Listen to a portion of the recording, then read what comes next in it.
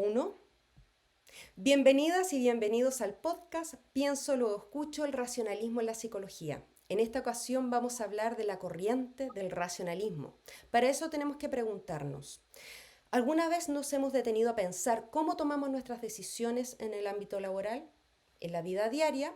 Especialmente en el ámbito laboral tomamos decisiones constantemente y esas decisiones requieren de un pensamiento claro y bien fundamentado. Pero ¿qué sucede si no usamos la razón como guía? Hoy vamos a hablar del racionalismo, una corriente filosófica que coloca la razón en el centro del conocimiento. Y este enfoque no solamente ha influenciado a la filosofía, sino también a la psicología, porque toma las áreas cognitivas y también la toma de decisiones como también su centro de investigación. Nosotros como trabajadores nos compartimos esta perspectiva, pero también vamos a compartir distintas opiniones y hoy nos acompaña una invitada muy especial. Bienvenida, Giselle. Hola Pauli, ¿cómo estás? Qué Bien, rica ¿y la tú? invitación.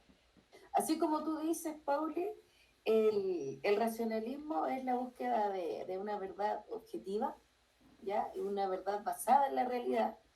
Y este conocimiento se adquiere no desde la percepción, sino de lo que nosotros, de la información que nosotros vamos procesando y de cómo la vamos razonando. Ujú, Yo te pongo un ejemplo.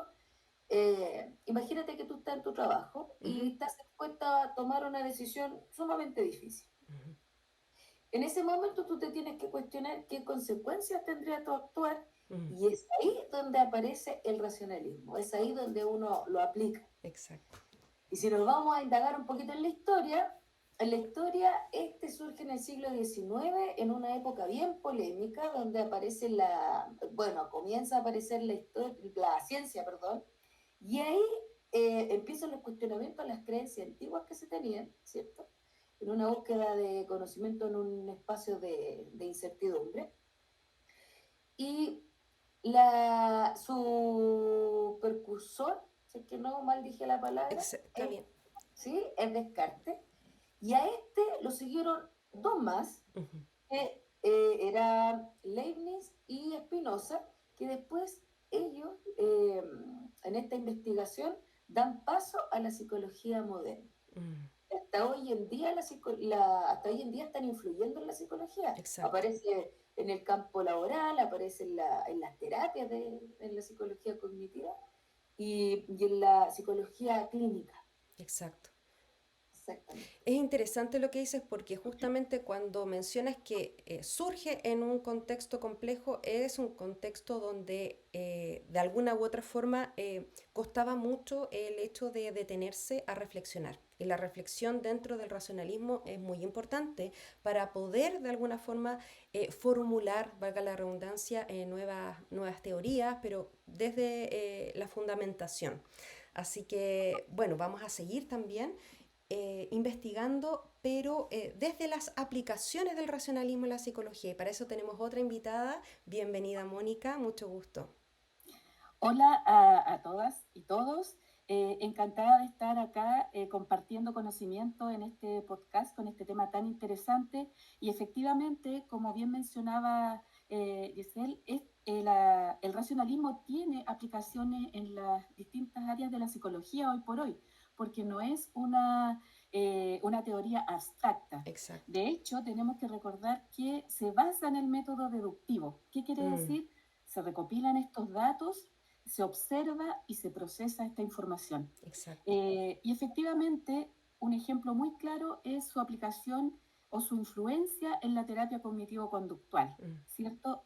¿En qué se centra esta terapia? En la influencia que tienen los pensamientos en el comportamiento el comportamiento y en las emociones de las personas. exacto. Eh, por lo tanto, el paciente cuando toma esta terapia, ¿cierto? Aprende a identificar y corregir pensamientos, Mm, ¿cierto? Irracionales para convertirlos en más racionales, ¿cierto? Y acá se ve reflejado claramente este uso de la razón porque el profesional psicólogo, ¿cierto?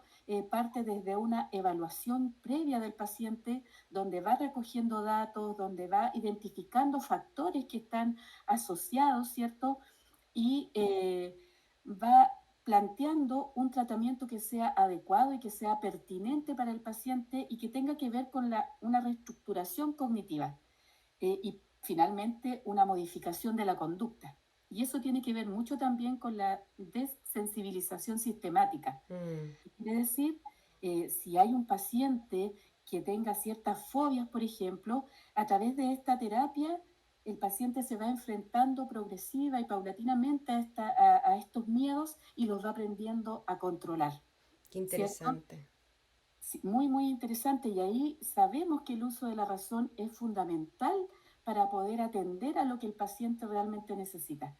También eh, el racionalismo ha influido en el campo laboral, donde necesitamos objetividad al momento, ¿cierto?, de seleccionar a una persona que cumpla con los requisitos para Mm, asumir algún rol dentro de una organización.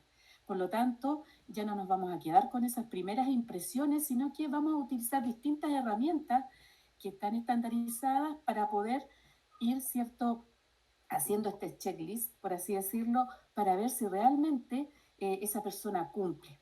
exacto. Bueno, es interesante lo que dice porque tiene que ver con algo, una experiencia que todos hemos vivido, el proceso de ser seleccionados o también hemos estado desde el otro lado, finalmente también seleccionando. Y eso es interesante porque nos da un planteamiento mucho más concreto para poder llevar a cabo esa ese proceso donde no solamente se ven involucradas las emociones, sino también las habilidades de cada una de las personas.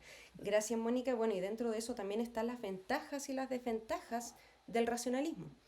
Una de las ventajas que podemos encontrar en el racionalismo es que permite un pensamiento crítico profundo, lo que mencionaba Giselle, lo que mencionaba Mónica también, y ver la situación desde distintos ángulos. Fomenta también la toma de decisiones lógicas basadas en evidencia, lo cual es crucial tanto en la psicología como en el ámbito laboral. Pero ¿cuáles serían las limitaciones que hay también dentro del racionalismo? Efectivamente que el racionalismo ha descuidado, por así decirlo, es lo que también mencionan otras corrientes, las emociones y los aspectos más subjetivos de la experiencia humana.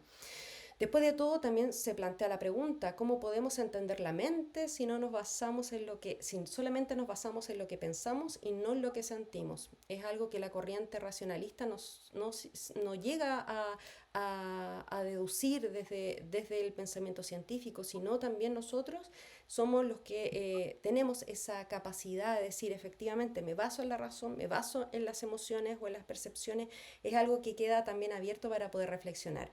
Y por supuesto, dentro de esta reflexión tenemos un caso práctico que nos va a contar Marcelo, que también es otro invitado el día de hoy. Bienvenido, Marcelo. Hola, buenas tardes. Gracias por la invitación. Bueno, me toca poder compartirles un caso práctico de la aplicación del racionalismo en el reclutamiento y selección de personal. Obviamente esto en el entorno laboral, tal como mencionaba la compañera anteriormente. El racionalismo, influenciado por Descartes, aplica en el reclutamiento y selección buscando decisiones objetivas y fundamentadas en la razón.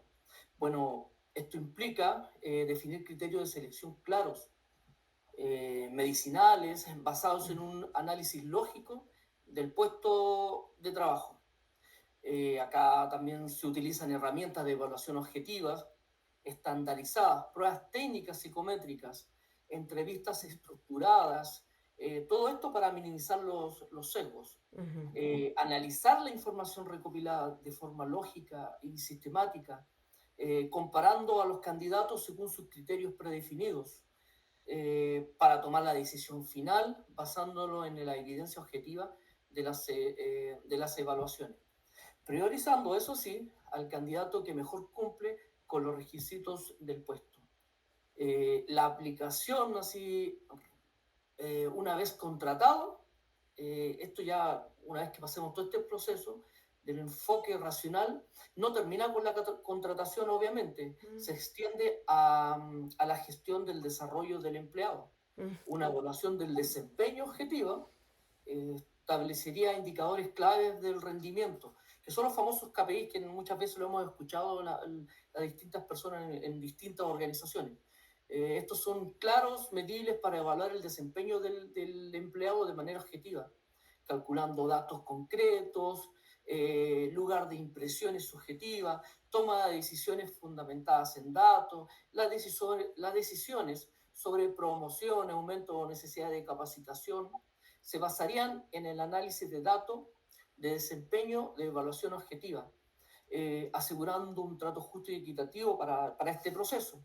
La resolución del problema racional ante este desafío o problema en el desempeño se aplicaría un enfoque lógico y estructurado, identificando las causas raíz y desarrollar soluciones efectivas, evitando decisiones impulsivas o basadas en emociones. Eh, Planes de desarrollo individualizados, los planes de crecimiento y capacitación estarían diseñando o partiendo de una evaluación objetiva de las fortalezas y de las áreas que mejora al empleado, obviamente, alineándolo con las necesidades de la organización y el objetivo de la carrera. Qué interesante. Como retroalimentación objetiva y constructiva, la retroalimentación se proporcionaría de manera clara, específica, basada en observaciones concretas del comportamiento y el desempeño. Qué interesante todo eso que mencionas, que no solamente este espacio implica el proceso de evaluación de quién sería el candidato adecuado, sino que también luego ya de ser seleccionado. Eso es interesante porque no todos sabemos que eso también es parte de este método, de esta corriente del racionalismo.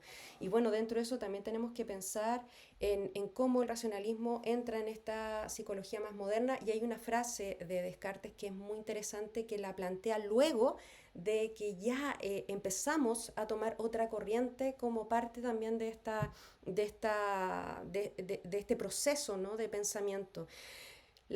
Esta reflexión que hace es: por la palabra pensamiento entiendo todo aquello que ocurre en nosotros, de tal modo que somos inmediatamente conscientes de ello. Así, no solo entender, querer, imaginar, sino también el sentir pertenece aquí. Entonces acá Descartes en su última, de alguna forma en sus últimas investigaciones también, en sus últimas reflexiones, toma también lo que es la emoción. Entonces, eso es súper interesante dentro de este proceso. No sé si ahí, Marcelo, ¿quieres decir algo Sí, más? un comentario final nomás. En esencia, el racionalismo aplicado continuamente en el entorno laboral promueve una cultura de objetividad, transparencia, toma decisiones basadas en la evidencia, tal como lo dije en algún momento, contribuyendo en un ambiente de trabajo más justo, eficiente y productivo. Gracias, Marcelo. Giselle también nos quiere compartir un libro. Sí, estaba pensando, bueno, yo hace mucho tiempo leí un libro que se llama Tu cabeza te engaña, que trabaja, bueno, está ligado a la psicología, a la terapia cognitivo-conductual, donde hace, o parte de esta metodología, identificar las creencias como pensamientos racionales, ¿ya? Reconocerlas como enemigos, pero también saber cuándo es un hecho objetivo. ¿Cuándo estamos Exacto. hablando de un hecho objetivo? Precisamente porque ahí es donde nos situamos en la realidad. Eso es. Es Muchas de gracias. Pamela Núñez Céspedes. Ahí se los dejo Tu para que... cabeza te engaña. Gracias, Giselle. Y Mónica, para cerrar, algunas palabras. Sí, por supuesto. Yo creo que acá la invitación es a mirar la razón como nuestra mejor aliada, porque sin duda que nos hemos tenido que ver enfrentados a tomar decisiones que muchas veces van a determinar nuestro camino a seguir, ¿verdad?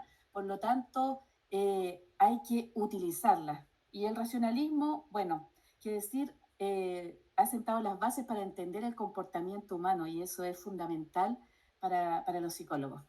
Muchas gracias a todos, a Marcelo, a Gisela, a Mónica, a ustedes que están hoy conectados en este Pienso, Luego Escucho, y recordar que en el próximo podcast vamos a hablar de otra corriente, pero es importante que tomen esta información para reflexionar, no solamente desde sus vidas, sino también desde el ámbito laboral. Que esté muy bien, muy buenas noches.